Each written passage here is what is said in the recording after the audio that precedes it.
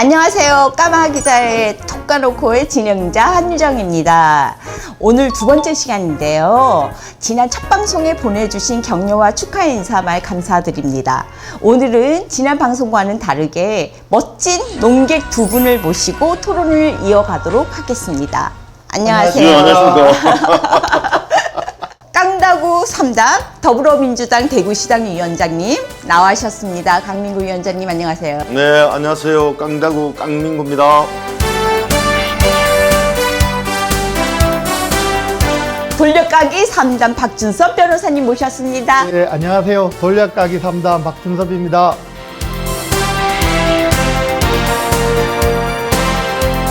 자, 오늘은 첫 번째 주제에 들어가기 전에 제가 간단한 설명부터 드릴게요. 앞에 보시면은 마이크 네. 보시죠. 장난감 같은 이 마이크가 음성 변조 마이크예요. 예. 네, 가까이 대시고 이렇게 하면 음성 변조가 돼요.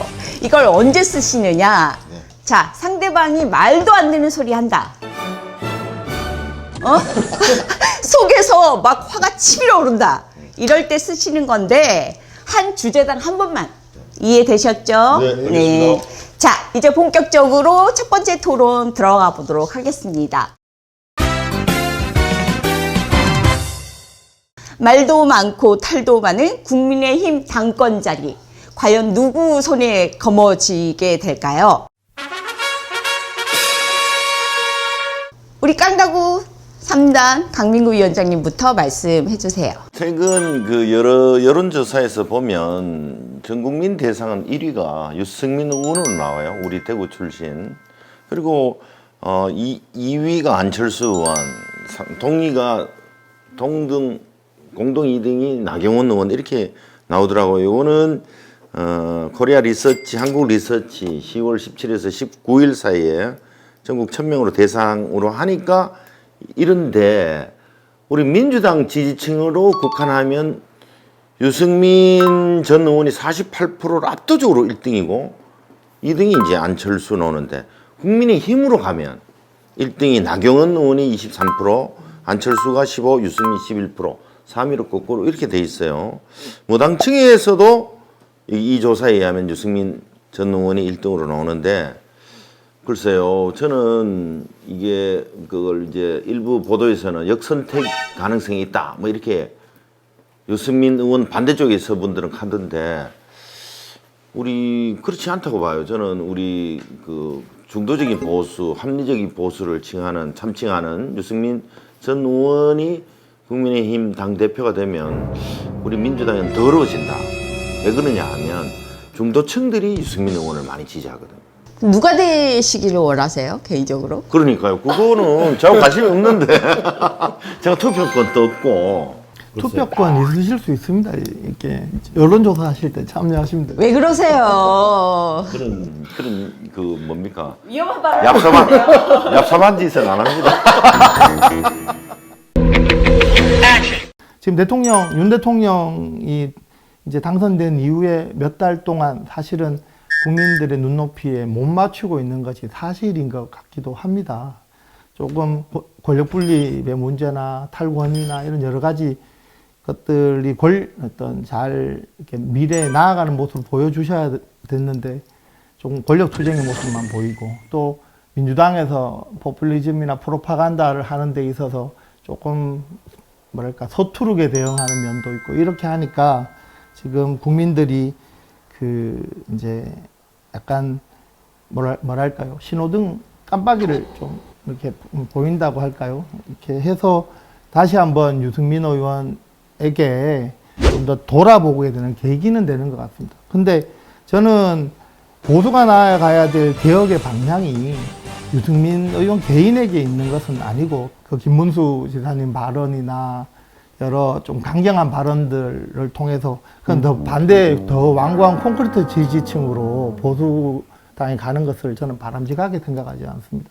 아직은 이제 당 대표의 어떤 그 선거의 출발점일 뿐이고, 근데 그런 요소들은 저는 다음 국민의힘 당의 당대표 선거에 아주 중요하고 또 앞으로 경기도와 서울에서 결정되어질 다음 총선에 어떤 좋은 승부를 하기 위해서 결정적으로 중요한 표지가 될 것이다. 이렇게 생각을 하고 있습니다. 한동훈 장관 얘기가 솔솔 나오고 있는데 이거에 대해서는 어떻게 생각하세요?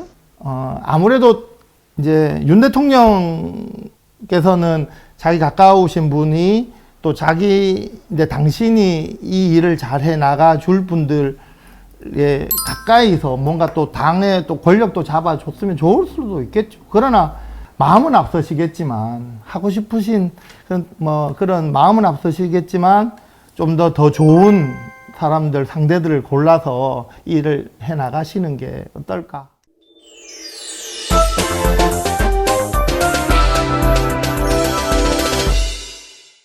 오늘 강 위원장님은 상대적으로 얘기하실 게 조금 남의 당 얘기라서 윤석열 대통령 정부가 출범한 지가 얼마 안 됐지 않습니까? 그래서 아마 예상이 내년도에 당대표 선거가 있을 것 같은데 당연히 윤석열 대통령이나 일명 그 윤핵관들은 자기네 편이 더 가까운 사람 아니면 자기네 뜻에 잘 따르는 분이 당대표 하면 안 좋겠어요? 시키는 대로 잘하는 사람. 그러다 보면 이제 금방 여러 사람들 언급되는 사람처럼 아마도 뭐 유승민 전 의원 같은 경우는 제가 느낌으로는 그분들하고 친하지 않은 것 같고 말을 안 들을 것 같죠. 네네네네. 그러다 보면 이제 나경원 전 의원, 안철수 의원 이런 분들이 유리하지 않을까. 나경원 의원도 싫어하신대요. 싫어하신대요? 네, 아. 도와달라고 했었는데 미국 그때 가셔갖고 나경원 의원이 그 후에 전화를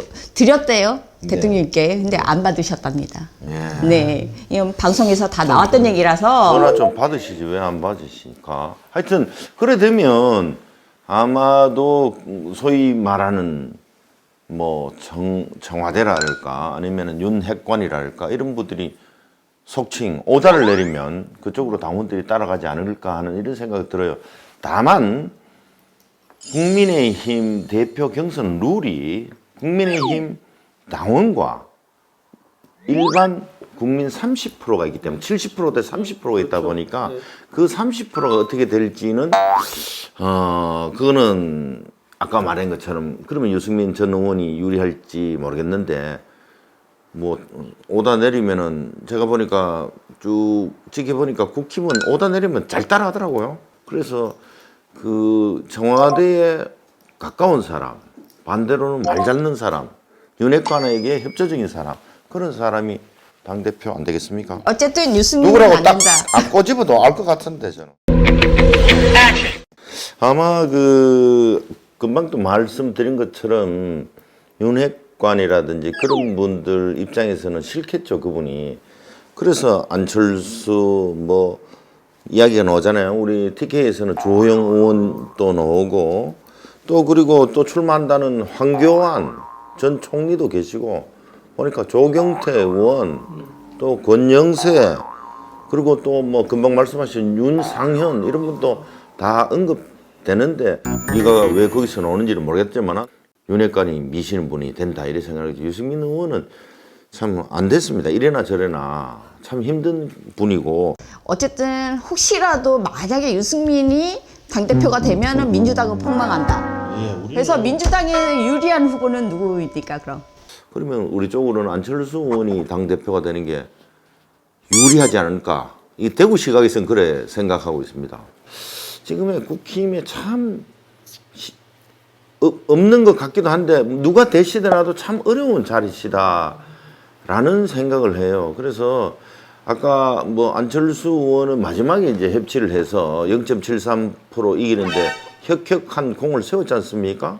거기에 또 혁혁한 공을 세운 이준석 전 당대표도 뭐 소문에는 XX약 해가지고 이게 그 스트레스 받아가지고 서로 붙었다는 거 아닙니까? 물론 그러니까 뭐든지 박수도 서로 간에 마주쳐야 소리가 나는데 저는 이 청와대라든지 그 밑에 참모원 윤핵관이라든지 어느 분이 당대표가 돼도 참 힘든 자리가 되겠다.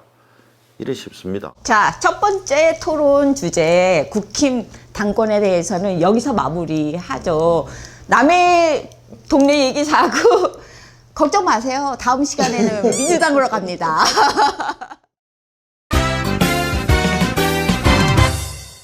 다음 주제는 대구공항 이전입니다. 마찬가지로 깡다구 3단부터 자, 얘기해 주세요. 이 공항 이전은 참 지난한 문제인데요. 먼저 가장 첫 번째 단추를 잘못 낀 거는 저는 이제 말할 수 있습니다. 권영진 시장입니다. 권영진 시장이 당시 우리가 영남 신공항이라고 해서 밀양 신공항이라고 추진을 했었거든요. 그래서 오죽하면 서울의 어떤 모시는 워낙 대구 경북마저도 밀양 신공항이라고 그러니까 밀양이 대구의 옆에 경북에 있는 거로 알았다는 거 아니에요. 그 정도로 했는데 이제 그 이쪽 저쪽 다니고 박근혜 대통령께서 김해공항 확장을 내걸었단 말이에요. 그렇게하면서 대구 경북을 무마하기 위해서 공항 이전을 꺼내니까 그 당시에 이제 권영진 시장은 깊은 검토를 거치지 않은 상태에서 덥석 물었어요. 받았어요. 그러다 보니까 이게 그 시민들한테 어떤 협의도 구하지도 않고 공항 이전하겠다. 군공항 소음 시끄러우니까 이전하겠다. 이래 됐거든요. 그러다 보니까 우리 시민들 입장에서는 군공항만 가면 되지 민간공항은 있어도 되지 않느냐. 이렇게 시작을 됐는데 지금 그 이야기 하려는 건 아니에요. 지금 신공항은 이제 오랜 세월 끝에 지금 군위, 의성, 소모, 비안으로 가는 거로 확정되지 않습니까? 지금 이 공항이 이왕 이전돼 가면 빠른 시일에 좀 추진이 되면 좋겠는데 현재 있는 K2 공군 11 전투 비행단을 판 부지를 갖고 군이 의성으로 가는 것이 기부대 양녀 방식이라는 거 아닙니까? 그죠? 근데 그 당시에는 8조 하다가 8조 8천억 거래다가 최근에는 11조 4천억 12조 이런 말이 나와요. 이게 무슨 도깨비 계산도 아니고 매일 할 때마다 금액이 늘면서 최근에는 비용이 26조 4천억 든다 일어났어요. 두바이식으로 개발하려면 돈이 더 많이 들 수도 있고. 아니 그러니까 이 돈이 뭐 어디 계속 땅 파면 돈 나옵니까? 이게 8조에서 시작해가 지금 26조 4천억까지 든다는 거를 좋아요. 그래서 이제 기부대 양녀 방식으로 해가 팔았는 것으로 못 사니까 그 나머지 비용은 국비를 대라 해서 이제 신공항 특별법을 제정해 달라는 건데 이 돈 뭐 되실래요? 아, 왜 이러셔요? 어차피 뭐 국민들한테 조금씩 나눠주기도 하고 뭐 국가재정 함부로 막 쓰시는 데는 민주당인데 뭐 조금 뭐 균형 발전을 생각해서라도 좀 더 오면 우리가 좀 잘 사용하기만 하면 뭐 나쁠 게 있습니까? 많이 받아오면 좋지요. 그리고 잘 쓰면 되지 않습니까? 제가 이런 말, 이 공항 이 문제가 등장할 때마다 이렇게 얘기를 했는데 우선은 거리에 있어서 60km 지금 저도 우보에서 의성 소보로 가면서 좀 더 멀어진 것이 아닌가 했는데 서대구 KTX에서 광역철도 앞으로 만들어지면 이제 20분 거리, 30분 거리에 이제 갈 수 있는 상태고 차로도 이제 30분 안에 갈 수 있으니 40분 걸려요. 뭐 40분 이제 광역철도 기준은 30분이던데요. 조금 더 늘어났을 수는 있어 보입니다. 다만 이런 말씀드리겠습니다. 변호사님, 철도 놓는 걸 가정하고 이야기하면 안 된다니까요. 아, 차로도 마찬가지입니다. 공항 까는 돈도 없는데 벌써 철도까지 다 놓는다고 생각하고 그 돈은 어디서 나옵니까? 차차 해야죠. 자, 좋습니다. 요 말씀 드리겠습니다. 우선은 너무 멀리 간 건 아니다. 이런 정도의 아까 말씀하시는 3,600m, 3,800m 활주로는 유럽과 미주를 가기 위한 전제인데 이렇게 놀리지 않습니까? 뭐 고추 말릴래 거기서 저기 미주 갈 항공사 오지도 않는다. 1,500만 명 기준이 돼야 오는데 오겠어? 이렇게 있는 거 아닙니까? 네네. 다만 저는 이렇게 생각합니다. 지금 홍 시장님은 프라임카 얘기를 하시기도 하십니다만 앞으로 미래는 확연히 변해갑니다. 어떤 이 중심 도시들끼리의 네트워크로 이어진 시대가 옵니다. 이제 백길이 아니라 항공길이 하늘길이 열려서 네트워크로 이어져야 되는데 우리는 지금이야 뭐 기업 하시는 분들 일본 가고 중국 가고 동남아 가면 족할 수는 있겠죠. 그러나 균형 발전도 생각하고 지방 분권도 생각하고 우리 미래의 세대들을 생각을 하면 이 대구에서 정말 네트워크로 이어진 시대가 와서 우리가 제대로 성장을 한다면 바로 미주로 이렇게 하늘길을 열어줄 3,600m, 3,800m의 활주로가 필요하지 않겠습니까?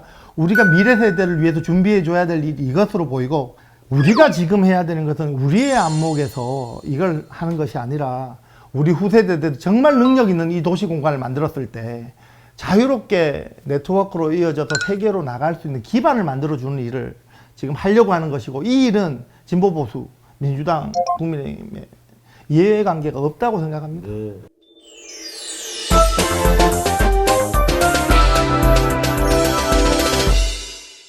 지금은 전 세계에서 가장 낮은 출산율 국가로 접어들었습니다. 그래 되다 보니까 지금은 지금 학교가, 수많은 학교가 지금 폐교가 되고 있잖아요. 지금 대구시 교육감한테 물어보세요. 가장 많은 게 학령 인구가 줄어들어가지고 이 문제를 어떻게 할 것이냐. 그래서 지금은 초등학교가 없어지니까 중학교, 고등학교, 지금 사립대학교들이 지금 살아남을까 안 할까 이렇게 고민을 하고 있는 시점이단 말입니다. 무조건 사이즈 크게 부품하게 한다고 좋은 게 아니라는 말씀을 드리고 있는 거고, 지금 26조 4천억 하니까 대구시에서 제가 이런 말을 하는 걸 보고 잘못됐다 이렇게 얘기할 수 있는데, 저도 알아요. 군공항에는 지금 계획이 10조 8천억, 민간공항에 1조 4천억, 공항도시 조성에 3조 6천억대가 14조 8천억 들어요. 근데 이게 얼마 전까지만 해도 11조, 12조 든다 게다가 늘어난 거고요. 민간공항도 1조 4천억 든다 했는데, 제가 대구시의회 부의장 할 때만 해도 민간공항 조성은 3천억 든다 그랬어요. 근데 이 1조 1천억이 어디선가 또 늘었단 말이에요. 그래서 조금 짜임새 있게 체계적으로 설계해야. 자, 여기서 잠깐 요 말씀만. 정리하겠습니다. 지금 공항 문제에서 출산 문제까지 갔습니다. 자, 공항 이전 문제는 제가 정리하겠습니다. 깡다구 3단께서는 신속하게 공항 이전을 빨리 추진하라. 민주당에서 적극 협조하고 있습니다, 지금. 네, 그리고 박 변호사님 돌려가기 3단께서는 짓는 김에 유럽 미주 노선 충분히 할 수 있도록 지어야 되고 미래를 보고 지어야 된다. 말씀 맞으시죠? 자, 여기서 두 번째 토론 마무리하도록 하겠습니다. 두 분 첫날부터 너무 열띤 토론을 하셔서 아니 또 이게 있어. 할 말이 좀 아니 더 있어요. 이게 더 해야 돼. 왜냐하면 자, 박 변호사님 간단하게 마무리하세요. 다시 말씀드리지만 이 영역이야말로 민주당과 국민의힘이 협치에 의해서 대구 경북의 미래를 만들어 나갈 영역이니까 우리 위원장님께서 당연히 잘 풀어주실 걸로 믿습니다. 자, 잘 들었습니다. 이제 마무리할 시간인데요. 오늘 두 분 첫 토론이셨는데 어떠셨습니까? 박 변호사님부터 먼저 얘기해 주세요. 저희 선배님이자 우리 지역의 위원장님 모시고 좋은 어떤 말씀 듣고 또 토론도 된 것 같습니다. 네. 제가 혹시 결례한 건 없는지 모르겠습니다. 네, 깡다구 3단 얘기해 주시죠. 예, 첫 방송이라서 좀 이렇게 두서없이 말씀드린 점이 있습니다. 하지만 잘 모르고 계신 거를 말씀드렸다 싶고, 또 우리 특정 정당을 지난 30년 동안 밀어줬지만 사실 이분들이 큰 힘을 못하고 있다는 이 부분도 좀 시민 여러분 좀 알아주시면 좋겠고, 그래서 우리가 더욱 더불어민주당 대구시당 더 열심히 하겠다는 말씀 그렇게 드리고 싶습니다. 자, 오늘 방송은 보수 진영 논리 여기에 기반을 두고 빨간 옷, 파란 옷 두 분이서 오늘 첫 방송 했습니다. 네, 첫 방송부터 너무 열띠게 토론해 주셔서 정말 감사합니다. 이런 분위기 좋습니다. 근데 방송 중에서 아마 두 분 논객이 제일 정리가 안 되고 말을 안 듣는 손님이신 것 같습니다. 오늘 여기서 정리하고 다음 시간에도 더 다양한 주제 가지고 돌아오도록 하겠습니다. 앞으로도 늘 열심히 저희들을 응원해 주시고요. 다음 시간 뵐 때까지 건강하시고 행복하세요. 까마 기자의 톡 까놓고의 진행자 한유정이었습니다. 감사합니다. 네, 감사합니다.